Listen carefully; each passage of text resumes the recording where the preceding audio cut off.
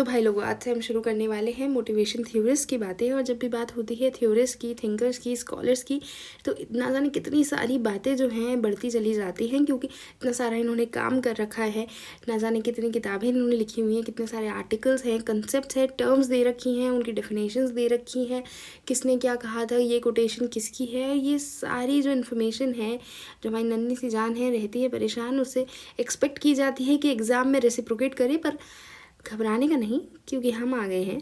हम आपके लिए सोल्यूशन लेकर आए हैं। आपकी सारी प्रॉब्लम्स का करना कुछ नहीं है, बहुत सिंपल सी बात है। देखिए, अब हम किसी पर्टिकुलर थ्योरिस्ट के बारे में, किसी स्कॉलर के बारे में अगर आपसे बात करेंगे, ना जाने आपने कितनी सारी पढ़ाई कर रखी होगी, उसके बावजूद चांसेस रहते हैं कि आप कहीं ना कहीं झिझकेंगे, अटकेंगे, हो सकता है कंफ्यूज हो जाएं कि नहीं दो थ्योरिस्ट के काम में जिन्होंने सिमिलर एरिया में काम किया हो, तो वो वहाँ तक ठीक है, ये सब नॉर्मल है, नेचुरल है।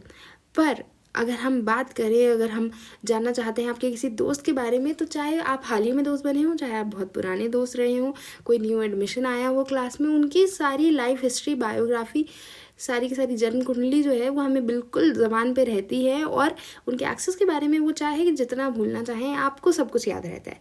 तो हमें कुछ नहीं करना है, हमें बस ये दोनों जो एनालॉजीज़ हैं इनको साथ में मर्ज कर देना है। आपको अपने फ्रेंड की पर्सनालिटी से रिप्लेस कर देना है थ्योरिस्ट की पर्सनालिटी को।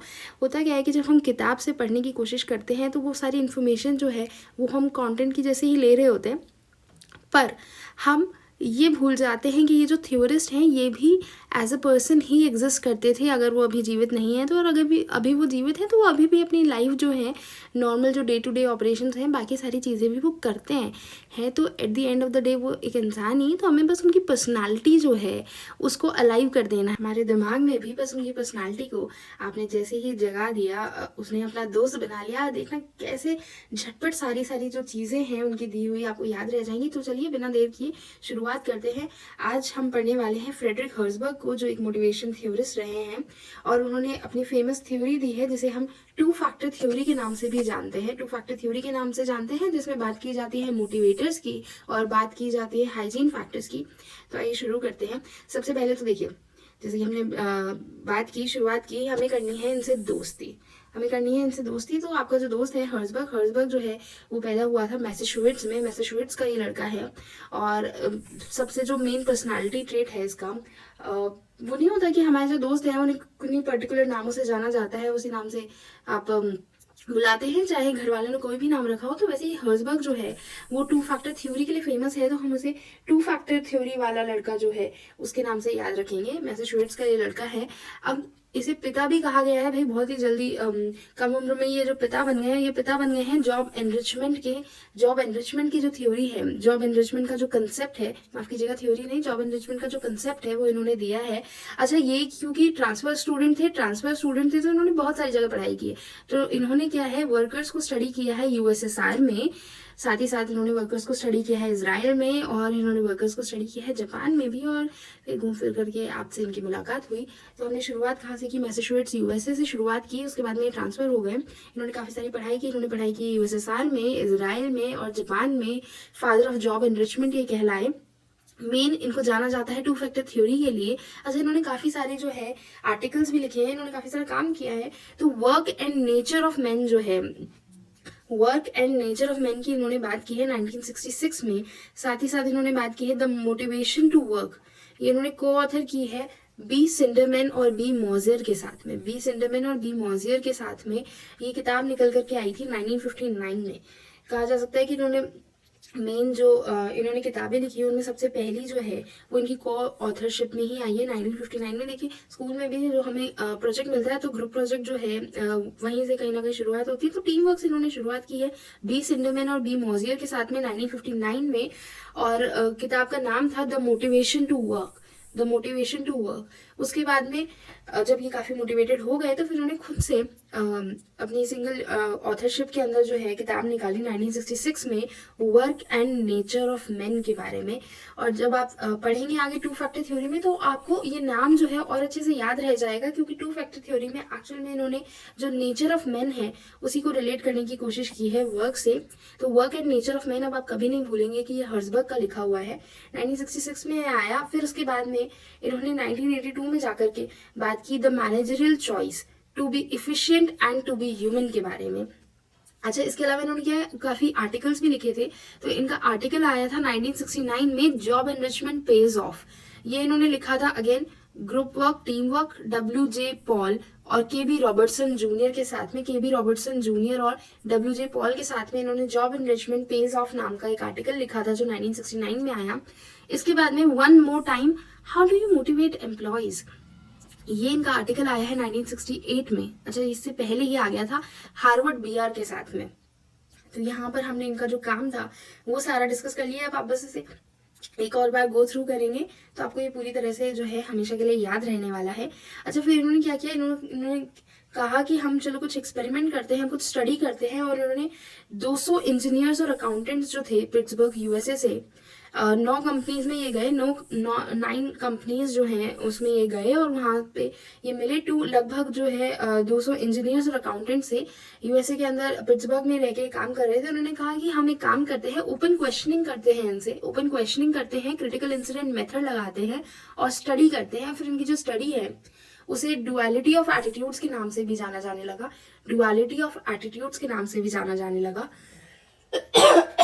सॉरी। इसके बाद में अब हम बात करने वाले हैं एक्चुअल में वो जो थ्योरी थी वो क्या थी। पर उससे पहले, क्योंकि नाम जो है बहुत सारे रहे, जैसा कि हम इसे याद इस तरीके से रख सकते हैं क्योंकि ये बहुत सारी जगहों पे रहे हैं, तो उनकी जो थ्योरीज है उनको भी अलग अलग जगहों पे अलग अलग नाम से पॉपुलैरिटी मिली है। तो इसे मोटिवेशन हाइजीन थ्योरी भी कहा जाता है, मोटिवेशन मेंटेनेंस थ्योरी भी कहा जाता है। ये जो थ्योरी है इसमें एनिमल एडम की बात होती है, एनिमल और एडम की बात होती है, avoidance of pain from environment से रिलेटेड है ये, और ह्यूमन अब्राहम की बात होती है, ह्यूमन अब्राहम की बात होती है जो कि सीकिंग ग्रोथ फ्रॉम टास्क, यानी आप जो टास्क आप कर रहे हैं वहां से आप ग्रोथ भी सीख कर रहे हैं, इसके बारे में बात होती है। इसे बेहतर तरीके से हम तब समझ पाएंगे जब हम एक्चुअल में थ्योरी क्या है इसको जानेंगे, फिर इस पर वापस आएंगे। अच्छा, जो इनकी थ्योरी है वो बात करती है जॉब सेटिस्फैक्शन और जॉब डिससेटिस्फैक्शन की। हर्जबर्ग का कहना ये था कि जॉब सेटिस्फैक्शन और जॉब डिससेटिस्फैक्शन जो है ये आपस में ओवरलैप नहीं करते हैं। ये ऐसा नहीं है कि अगर जॉब डिससेटिस्फैक्शन नहीं है यानी कि सेटिस्फैक्शन है, ये वाइसा वर्सा की तरह से नहीं काम करते हैं, बल्कि ये म्यूचुअली एक्सक्लूसिव हैं। या तो जॉब सेटिस्फैक्शन है तो है, वो एक अलग चीज़ है, जॉब डिससेटिस्फैक्शन है वो एक अलग चीज़ है। ये दोनों जो है वो आपस में इस तरह से लिंक नहीं है जैसा कि नाम से लगता है। अच्छा, तो बात अब हो जाती है मेन मुद्दे की, मेन थ्योरी है क्या जिसके बारे में इतनी सारी जो है हमने रामायण सुनी अभी। तो बात यह है कि कुछ पर्टिकुलर डिटर्मिनेंट्स होते हैं जॉब सेटिस्फैक्शन के, जिन्हें मोटिवेटर्स के नाम से जाना जाता है, ग्रोथ फैक्टर्स के नाम से जाना जाता है, और कुछ पर्टिकुलर फैक्टर्स होते हैं जॉब डिससेटिस्फैक्शन के, जिन्हें हाइजीन फैक्टर्स का नाम दिया हर्जबर्ग ने। तो हर्जबर्ग ने कहा कि सैलरी जो है आपका जो पेमेंट आपको मिल रहा है, ये आपको अगर मिल रहा है तो ठीक है, अगर आपको नहीं मिल रहा है या आपको कम मिल रहा है तो उसकी वजह से क्या है, जॉब डिससेटिस्फैक्शन बढ़ने लगता है।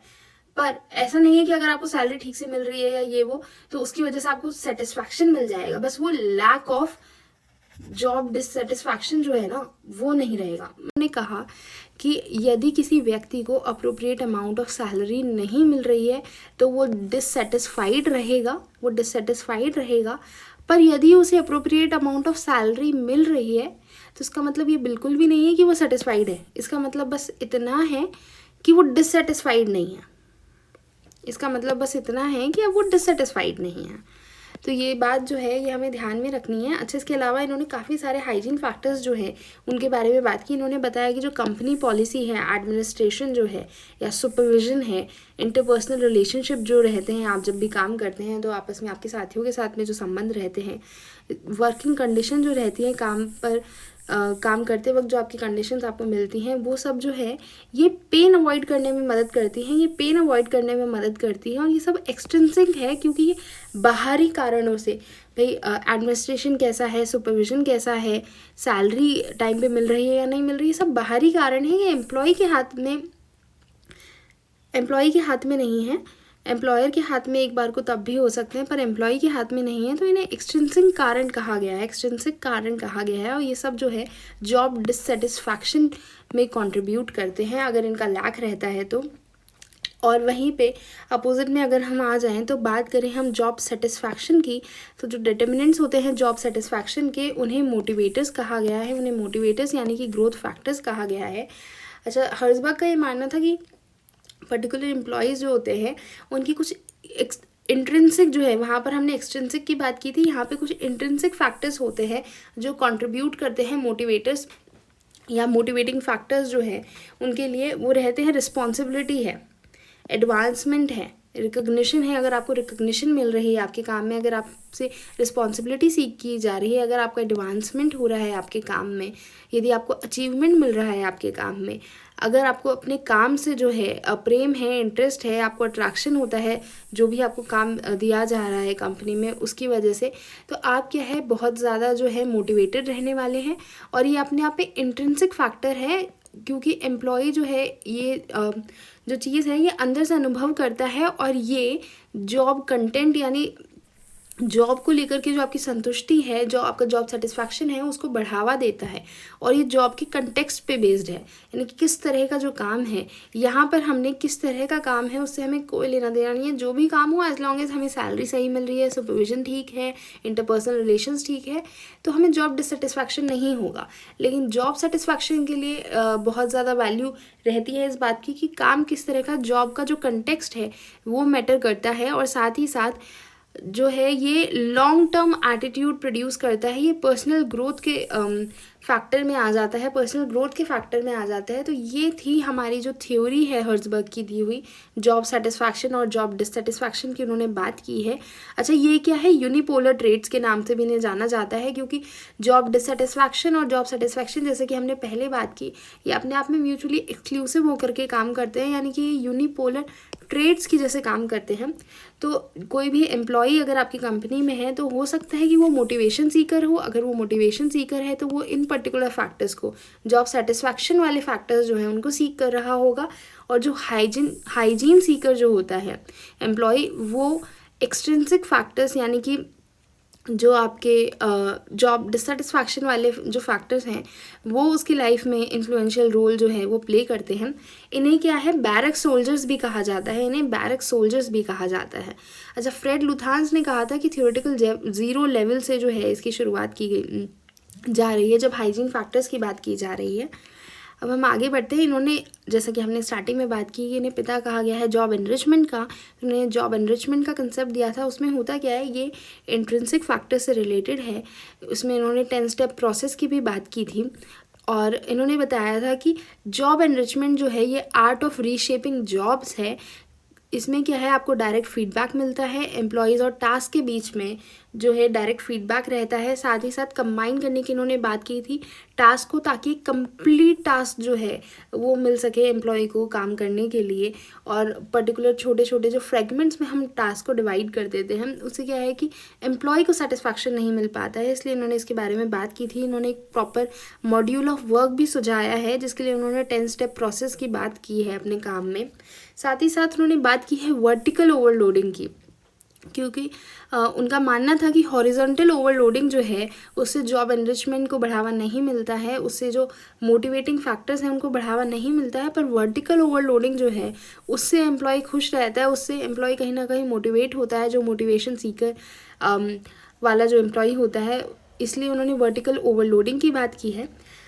अब वापस हम चलते हैं एक बार जल्दी से नामों की तरफ। तो अब आपको याद रहेगा मोटिवेशन हाइजीन या फिर मोटिवेशन मेंटेनेंस थ्योरी जो है वो हर्जबर्ग के द्वारा दी गई है। अच्छा, ये जो थ्योरी है ये प्रिस्क्रिप्टिव इन नेचर है, ये प्रिस्क्राइब करती है कि ऐसा ऐसा ऐसा या फिर ऐसा ऐसा ऐसा जो है आप कर सकते हैं। तो ये प्रिस्क्राइब कर रही है, इसलिए प्रिस्क्रिप्टिव इन नेचर है, और ये वाइट कॉलर जॉब्स पे ही एप्लीकेबल है। जो वाइट कॉलर जॉब्स है उन्हीं पर ये इसकी एप्लीकेबिलिटी जो है वो सूटेबल रहती है। साथ ही साथ आपको ये भी याद रखना होगा कि ह्यूमन अब्राहम नेचर जो है वो ग्रोथ सीख करता है टास्क से, वो ग्रोथ सीख करता है टास्क से, जबकि एनिमल एडम नेचर जो है वो अवॉइडेंस की बात करता है। एडम जो है वो अवॉइडेंस की बात करता है, अब्राहम जो है वो बढ़ना चाहता है आगे। तो यदि आपके दो दोस्त हैं एडम और अब्राहम, तो अब्राहम हमेशा आगे बढ़ना चाहता था, भाग जाता था रिस्पॉन्सिबिलिटी की तरफ, अचीवमेंट की तरफ, जबकि एडम जो है हमेशा कोशिश करता था कि अवॉइड होता रहे बस पेन एनवायरनमेंट से, बाकी हमें कोई दिक्कत नहीं है। तो यहाँ से आपके नाम जो हैं वो भी कंप्लीट हो गए हैं। अब लास्ट में हम बात कर लेते हैं क्रिटिसिज्म की, क्योंकि ये बहुत इंपॉर्टेंट फैक्टर रहता है स्पेशली जब हम थिंकर्स को पढ़ते हैं। तो इसका जो क्रिटिसिज्म है सबसे पहले तो इसी बात पर किया गया था कि इंडस्ट्रियल इंजीनियरिंग अप्रोच थी। और जाहिर बात है, हमने जैसे ऊपर देखा, उन्होंने जो 2 से एम्प्लॉयज़ लिए थे कंपनीज़ के, वो मोस्टली इंजीनियर्स थे। तो इंडस्ट्रियल इंजीनियरिंग अप्रोच इसको कहा गया। इसमें क्या है, प्रायोरिटी जो है सबसे पहले मैनेजर को दी गई, फिर सुपरवाइज़र को, और लास्ट में शॉप फ्लोर की बात की गई है।